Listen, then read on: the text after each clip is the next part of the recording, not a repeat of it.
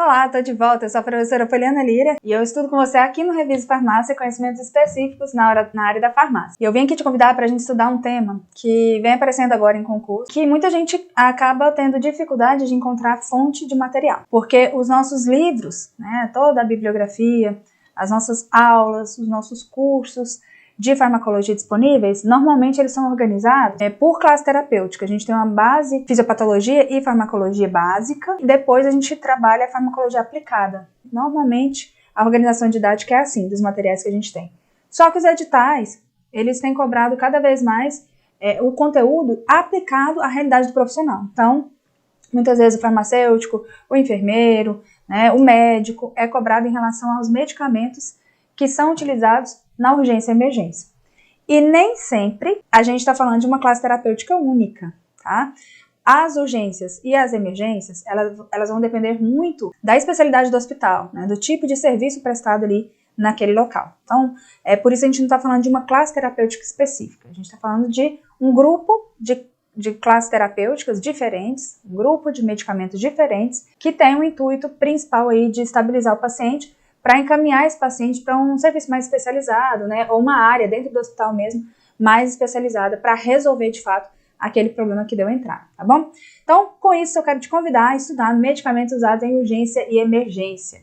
E antes de mais nada a gente precisa entender a diferença, de urgência e emergência. Urgência e emergência são quadros que trazem uma ameaça à vida, tá? Então, tanto a urgência como a emergência são situações que chamam a atenção, situações que ganharam uma proporção, que exige intervenção. Mas qual é a diferença, então, da urgência e da emergência? Basicamente, é o tempo que eu tenho para agir. Na urgência, normalmente, a gente tem mais tempo para agir. A ameaça à vida não é uma ameaça tão iminente assim. Eu tenho tempo, normalmente, para fazer um exame confirmatório, para eu definir uma conduta, para eu definir uma terapia bem específica, ou alternativa cirúrgica. A urgência, apesar de ser um quadro que exige sim uma preocupação e uma intervenção rápida, essa intervenção não precisa ser tão imediata como a emergência. A urgência, ela pode evoluir para um quadro de emergência, tá?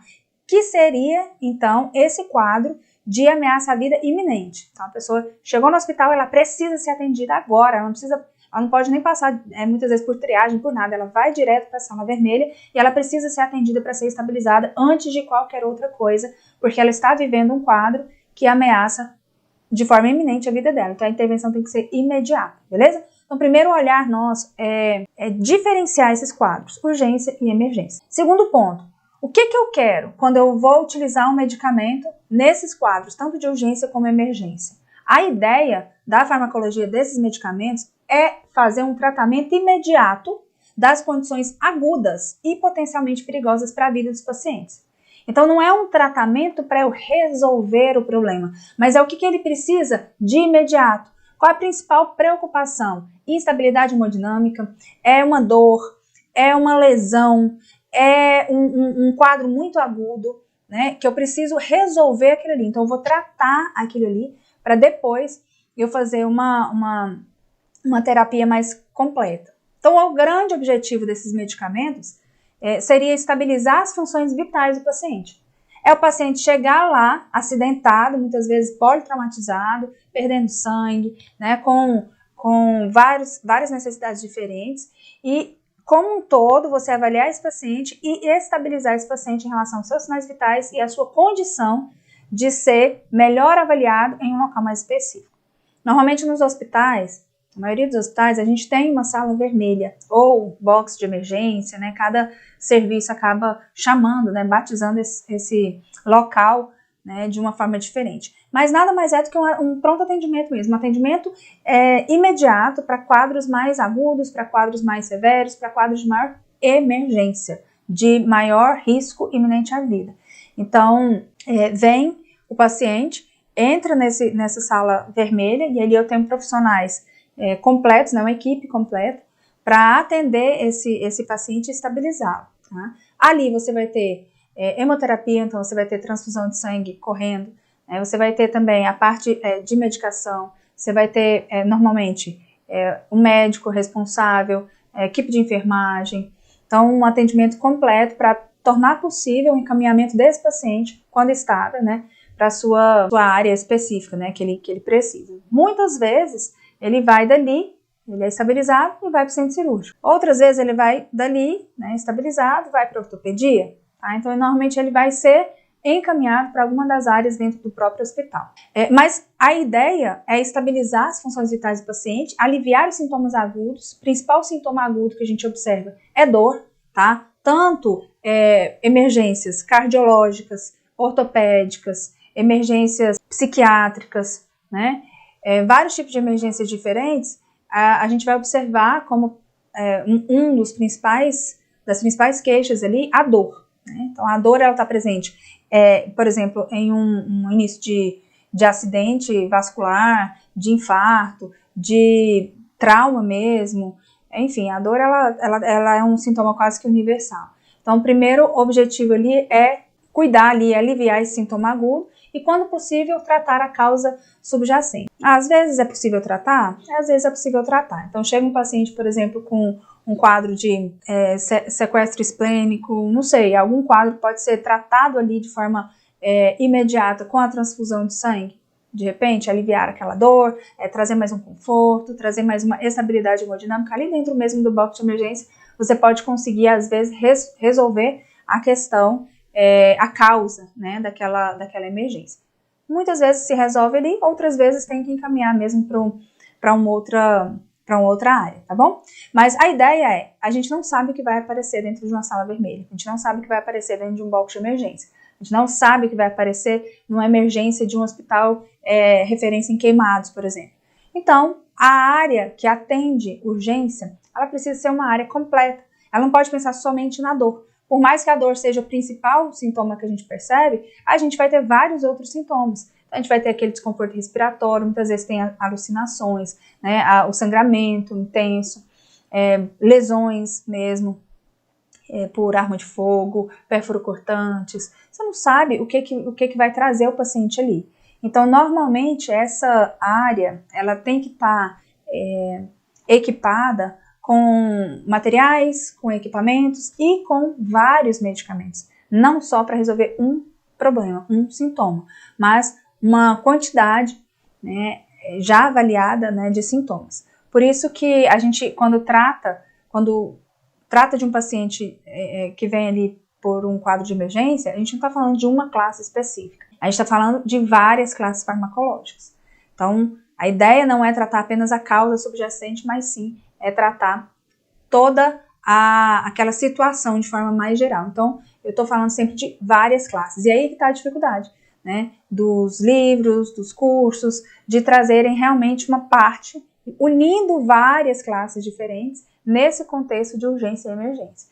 Por isso que eu quero te convidar a entrar nesse mundo de urgência e emergência e entender o porquê que a gente tem várias classes. Então, a gente tem vários sinais, né, que vão justificar a escolha dessas classes. Eu coloquei aqui 5 classes que são chaves, né, em qualquer serviço de urgência ou emergência, porque são sinais, são queixas, são sintomas que aparecem em vários quadros diferentes. Mas qual que é a ideia dentro de um hospital, a ideia dentro de um serviço? Dentro do mesmo hospital eu posso ter uma sala vermelha de ortopedia e uma sala vermelha de, de pediatria, de cardiologia. Então eu posso ter perfis de emergências já classificados de acordo com alguma preferência do próprio serviço.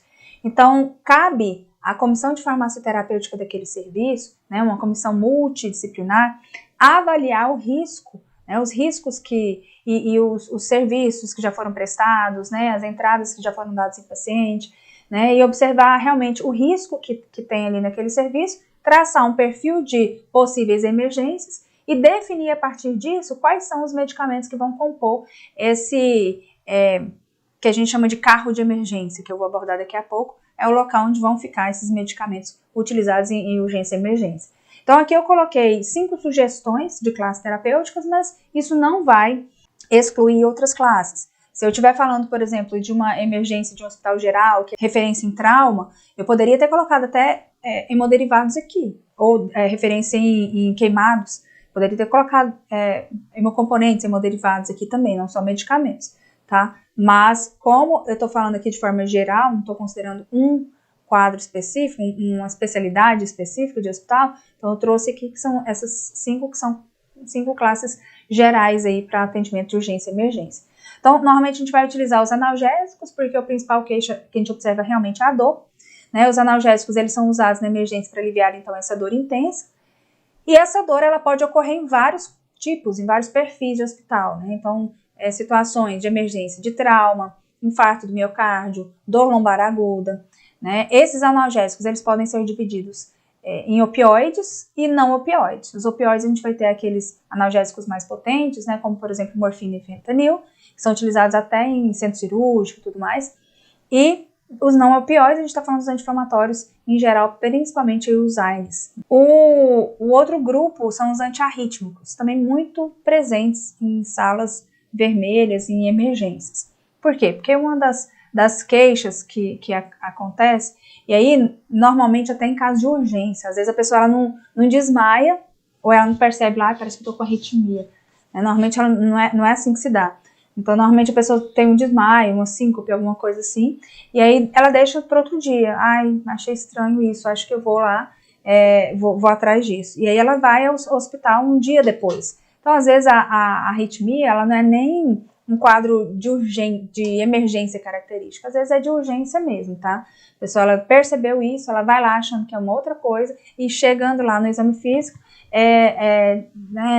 esclarecido ali, pelo médico que se trata de uma arritmia. Então, muitas vezes a gente vai ter aí os antiarrítmicos utilizados no tratamento de arritmias cardíacas, como, por exemplo, a amiodarona e a adenosina. A gente pode ter esse quadro de síncope, mas a gente também pode ter quadros de arritmia em razão de outras causas, né? Então, a pessoa teve um problema mesmo cardíaco e derivado desse problema aconteceu a arritmia, né? Ou o contrário.